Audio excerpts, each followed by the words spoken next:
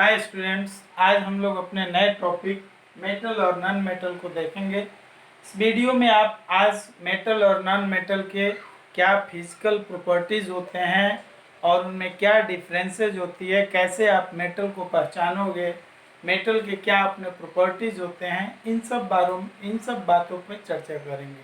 तो अपने इस लेक्चर में सबसे पहले मैं आपको मेटल और नॉन मेटल बताने से पहले थोड़ा सा पीछे चलते हैं। प्रीवियस क्लास में क्लास 9 में आपने पढ़ा होगा क्लासिफिकेशन ऑफ मैटर, और उस क्लासिफिकेशन ऑफ मैटर में आपने देखा होगा कि ये जो मैटर था, इस मैटर को हम दो पार्ट्स में डिवाइड करते थे। पहला पार्ट था प्योर मैटर और दूसरा था इम्प्योर मैटर। फिर इस प्योर मैटर को हम दो पार्ट्स में बांट रहे थे, जिसमें था एलिमेंट्स और दूसरा था कंपाउंड्स। और इम्प्योर में हमने क्या बांट दिया था? सिंपल एक मिक्सचर। तो अब इस एलिमेंट्स को फिर अलग हम डिवाइड करते हैं, तो इसको तीन पार्ट्स में डिवाइड करते हैं, मेटल में, दूसरा नॉन मेटल और तीसरा जो था मेरा वो दोनों के बीच प्रॉपर्टीज रखने वाले, जिसको हम क्या कहते हैं? मेटलॉइड। तो ये तीन पार्ट्स में हमने इसको बांटा। हालांकि ये तीनों पार्ट्स किसके डिवीजन है? एलिमेंट्स के। और एलिमेंट्स के बारे में आप पढ़े होंगे कि एलिमेंट्स प्योर मैटर का एक पार्ट्स होता है। इट मीन्स कि इसमें जो भी एटम्स होंगे वो एक ही तरह के होंगे, उसमें दूसरे तरह के एटम्स नहीं होंगे। तो इस प्रीवियस जानकारी लेने के बाद हम अपने टॉपिक पे आते हैं कि मेटल किसको कहते हैं। हम शुरू से छोटे क्लास से पढ़ते आ रहे हैं कि धातु, इसका हिंदी धातु होता है, कि धातु या मेटल हम उस एलिमेंट्स को कहते हैं जो बजाने पे आवाज दे, साउंड प्रोड्यूस करे, जिसको पीटने पे टन टन की आवाज आए, जिससे बिजली और उष्मा प्रवाहित हो, means good conductor of heat and electricity. लेकिन आज उन परिभाषा को छोड़ के हम इसके इलेक्ट्रॉनिक डिफिनीशन पे चलते हैं। तो उसके अकॉर्डिंग हम आपको बताते हैं कि मेटल किसे कहते हैं। यहाँ आप कॉपी पेन निकाल लीजिए और आप सीधे लिखिए कि दोज एलिमेंट्स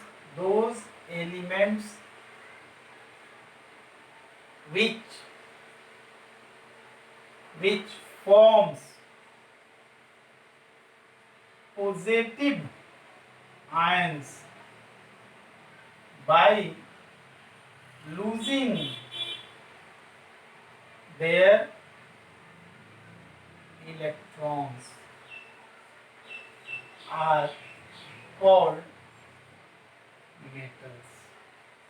ये देखिए कह रहा है कि वैसा एलिमेंट्स जो पॉजिटिव आयन बनाए, लेकिन कैसे बनाए? How it forms?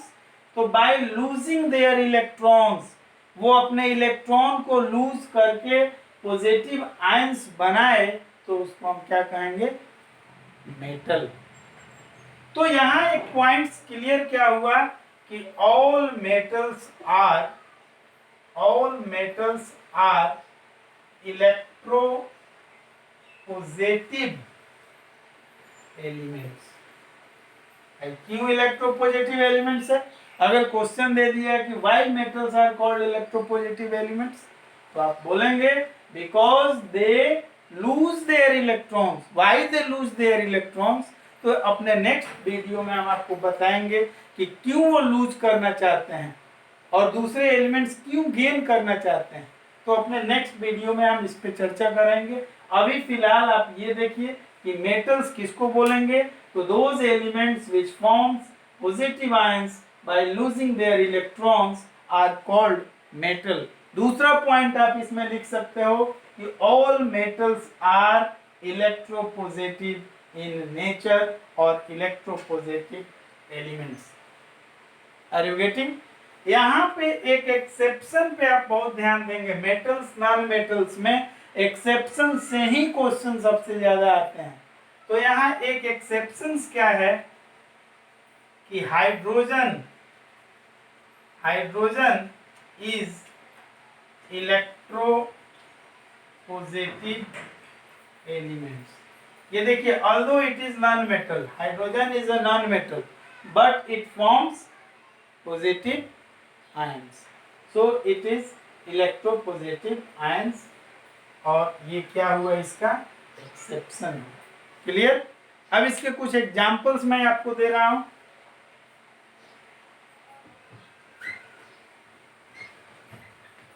अब इसके कुछ एग्जांपल्स छोटे छोटे हैं, जो भी मेटल्स होते हैं, जैसे सोडियम हो गया, पोटेशियम हो गया, मैग्नीशियम हो गया, कैल्शियम हो गया, एल्युमिनियम, तमाम सारे। आपको एक और मैं वो ट्रिक बता दूं कि जिस एलिमेंट्स के नाम में अम आ जाए, अम, उन सबको हम मेटल्स कहते हैं, एक्सेप्ट समवन, कुछ छोड़ के। हालांकि लैटिन नेम अगर आप देखोगे तो उसमें भी अम होगा, लेकिन अब जैसे आयरन हुआ, कॉपर हुआ, तो इन सब में क्या है, स्टेनस हुआ, कोलंबस हुआ, तो ये सब क्या है, इन सब के जब लैटिन नाम्स को देखेंगे तो उसमें अम है। और जो ज्यादा प्रचलित नाम है उसको हम लोग बोलते हैं, जैसे आप देखिए, आप इसका नाम आप सोडियम, ये अम आया, ये पॉजिटिव आया। ये देखिए पोटेशियम, अम आया, मैग्नीशियम, ऐसे बहुत सारे एग्जांपल्स हैं। अब इनके जो एटॉमिक नंबर होते हैं 11, 19, Mg का 12, ऐसे कैल्शियम का 20, एल्युमिनियम का 13, ये सब जो होते हैं, अब ये सब क्या करते हैं कि लूज करते हैं अपना इलेक्ट्रॉन। अगले वीडियो में मैं बताऊंगा कि क्यों लूज करते हैं। फिलहाल आप यहाँ पे ये देखेंगे, देखिए 11 इलेक्ट्रॉन्स है, तो ये क्या होना चाहिए, इसका कॉन्फ़िगरेशन आप लिखिएगा तो 2 8 1 हो जाएगा। इसी तरह इसका लिखिएगा तो 2 8 8 1 हो जाएगा, इसका लिखिएगा तो 2 8 2 हो जाएगा। ऐसे आप सबका लिख सकते हैं। अब देखिए, ये अपना एक इलेक्ट्रॉन लूज करता है तो Na पर 1 प्लस चार्ज आ गया। ये अपना एक इलेक्ट्रॉन लूज करता है, एक इलेक्ट्रॉन, तो इस पे भी एक पॉजिटिव आयन आ गया। ये अपना 2 इलेक्ट्रॉन लूज करता है तो इस पे 2 पॉजिटिव आयन। मतलब क्या हुआ कि जितना इलेक्ट्रॉन वो लूज करेगा, what ever electrons they lose, that much charge found on that elements.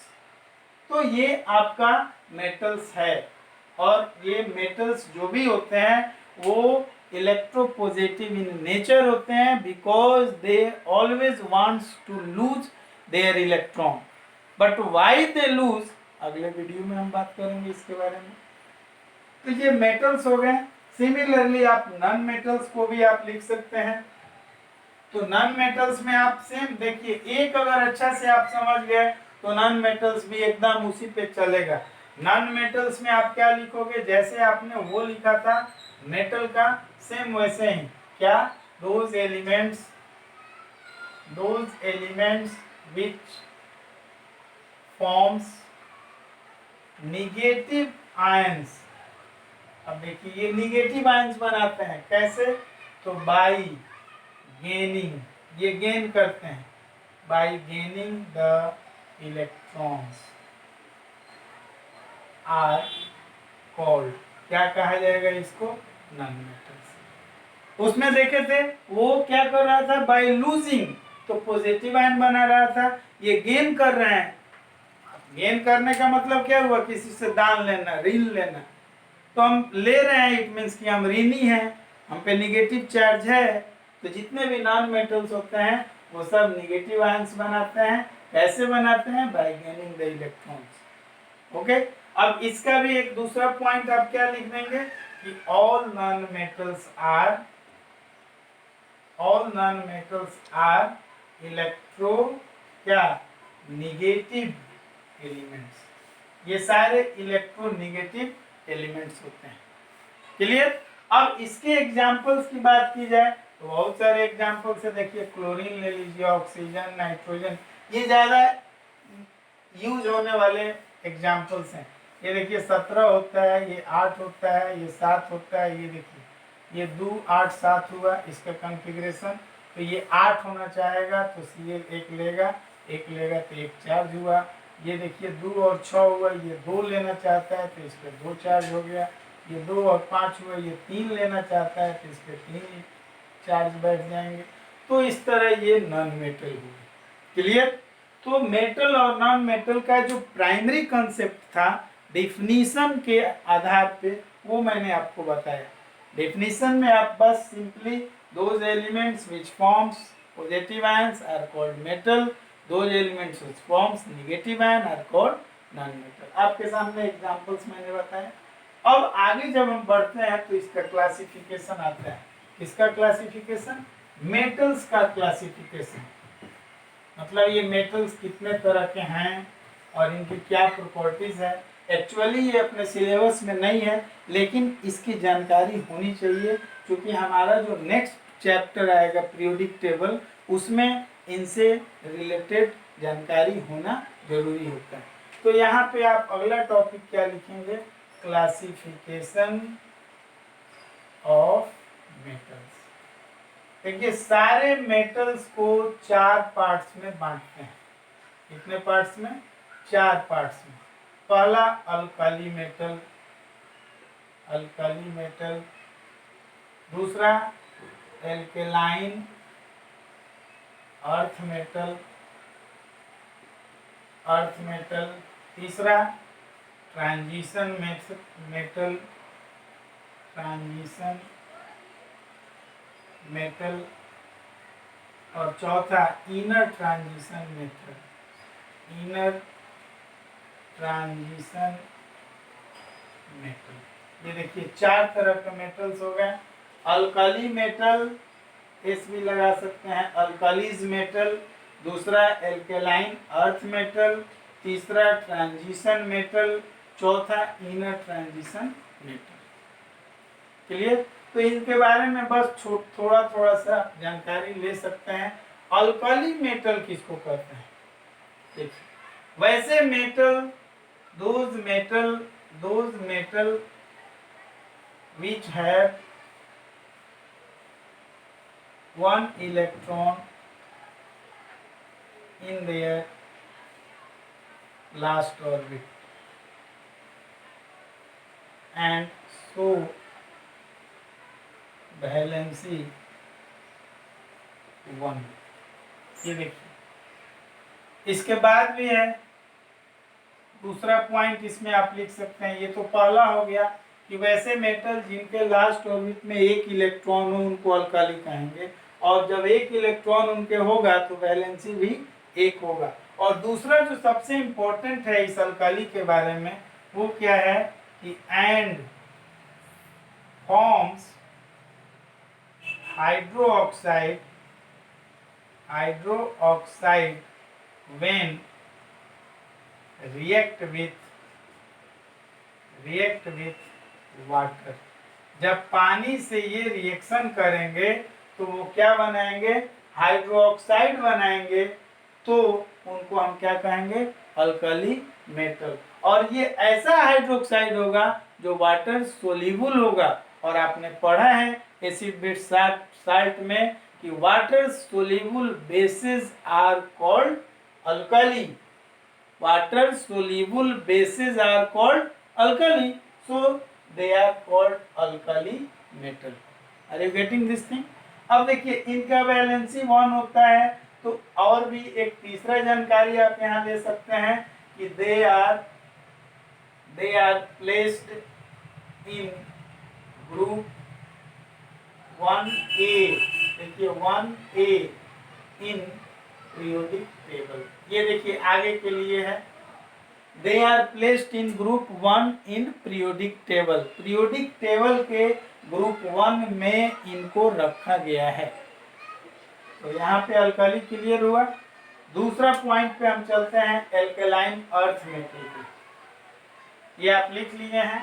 पहला देख लीजिए, those metal which have one electron in their last orbit and shows valency 1 दूसरा point, and forms hydroxide when react with water, और तीसरा point, they are placed in group 1A in periodic table, they are called alkalis metal।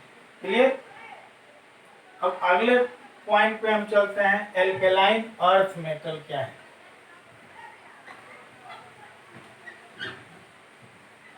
दूसरा क्या है, alkaline earth metal. Alkaline earth metal, ये देखिए ये कैसा मेटल है भाई, एल्केलाइन अर्थ मेटल किसको कहेंगे? तो ये क्या है कि these are that metal whose oxides are found in earth crust,